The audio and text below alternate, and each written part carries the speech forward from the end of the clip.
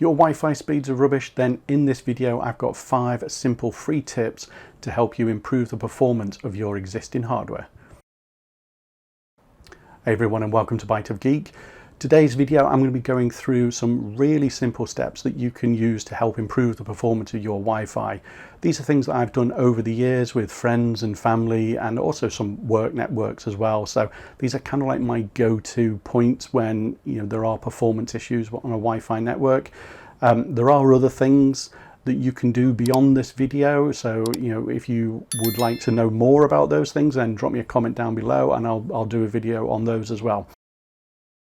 So first up, some of these items are going to need administrator access to your Wi-Fi router. So usually you get that on a sticker, the details for it on a sticker on the base of the router or on the side or something like that. Maybe it's even in your instruction manual that came with your router. Hopefully you've still got that. And if you've already been in to your router as administrator and gone and changed the login details, hopefully you can remember that, because you're going to need to be able to get in as the administrator on that account. First up, I guess, is the really simple one, and it should always be your number one thing to go and try, and that is to reboot the router. So when was the last time you did that? If you've been having problems with your router, you've probably been rebooting it all the time, and you can probably skip on to point number 2, to be honest. But if you've unboxed that router, or your ISP has gone and installed it in your house and it's just sat there in the corner of the room and it's just been like that for 12 months or whatever, then this is probably your number one thing to do, is to just give that a quick reboot and see whether that actually does anything for you. Sometimes it will be enough. These things, they run software, and just like computers as well, they can effectively clog up. I mean, it sounds really cheesy, this, but the software can be buggy. You could get memory leaks in the router, and there's also, they have caches on them as well, and all that can all basically get clogged up. So just doing a restart is probably the number one thing to go and do before you go on to any of these other items, and you don't need your admin account for that. So really straightforward.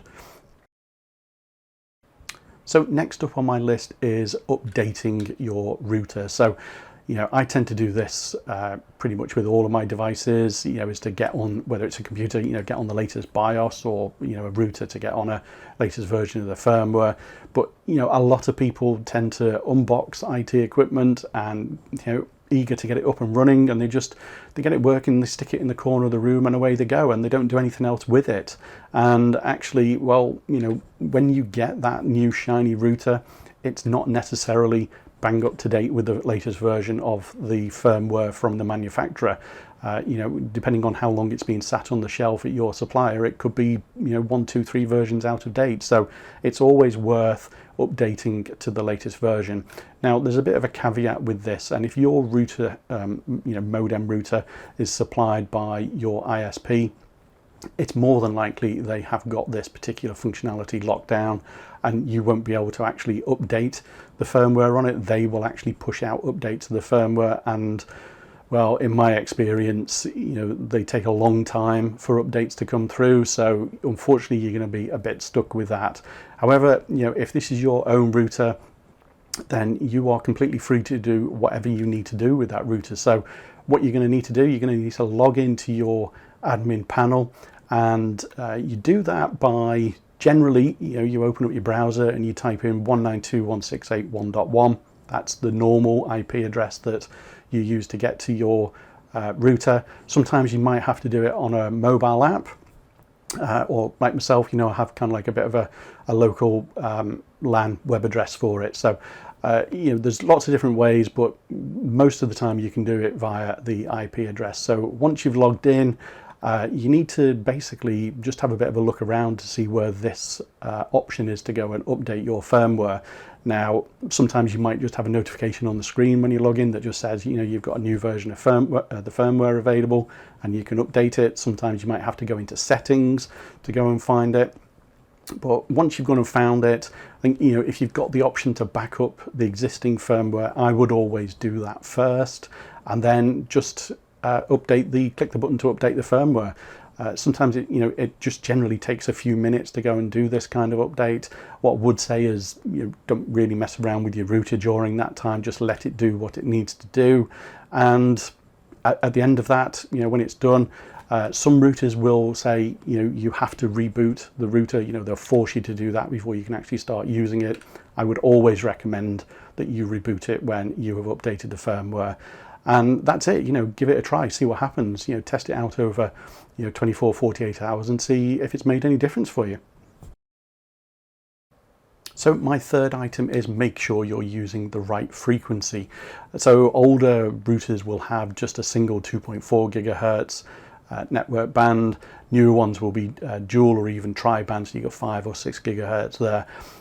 Basically use the most appropriate band for your devices, what they actually need. So 2.4 gigahertz is it's a lot slower than 5 gigahertz, but it will go a lot further than 5 gigahertz. It will cope with thicker walls in buildings better than 5 gigahertz.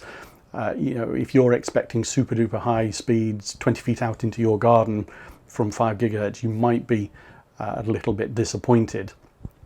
Whereas 2.4 gigahertz might actually reach out there, so you would get a slower speed. But one thing to be wary of here is that some routers will present those bands as a single network point, really, a single identifier. So you'll get a single SSID, and your devices will connect to that and jump around on those bands depending upon which is the strongest frequency for them. Now, this is all well and good. However, some devices sometimes it's almost they become a little bit sticky to those connections, and they don't automatically switch between the frequencies. So actually, when you probably should be on 5 gigahertz, you're probably on 2.4 gigahertz, and therefore you notice that you've got slow Wi-Fi. So what I do is I tend to put all of my kind of like basic devices and smart devices onto my 2.4 gigahertz network, and then things like mobile phones or tablets or games consoles, they will be on the 5 gigahertz frequency, and therefore they're all operating really nice and fast, and everything else that really uses needs that coverage but needs it on a lower performance level is on the 2.4 gigahertz. So my next point is checking what channels your router is broadcasting on. Now, if you're in the middle of nowhere, this is probably less relevant to you. You can probably skip on to the final point in the video. But if, like many people, you are in a neighborhood and you've got neighbors around you that have got Wi-Fi, then this is particularly important to you. Whether your router is being provided by your ISP or you've bought it yourself, these things are all set to a default for the channels for the 2.4 and the 5 gigahertz networks. So what you need to do, if you've got yours set as the default, more than likely all your neighbors have got it set to the default, and that's what causes congestion. So it's really simple process. You go into your admin panel, you go to where those bands are located, the 2.4 gigahertz, and you choose a different channel. Now, you do have a list of channels available, and you could just do it randomly, just pick a number and see what happens. However, I use an app that you can download off the various mobile stores called Wi-Fi Analyzer, and I have this on my mobile phone, and it uses the Wi-Fi on my mobile phone to show me what the kind of like the congestion is in my area. So I can see that my neighbors pretty much are all on the default settings for their routers, and I can see that there's availability on different channels. So for me, I can move my router to another channel that is either less congested or doesn't even have anybody on it at all, and give that a try.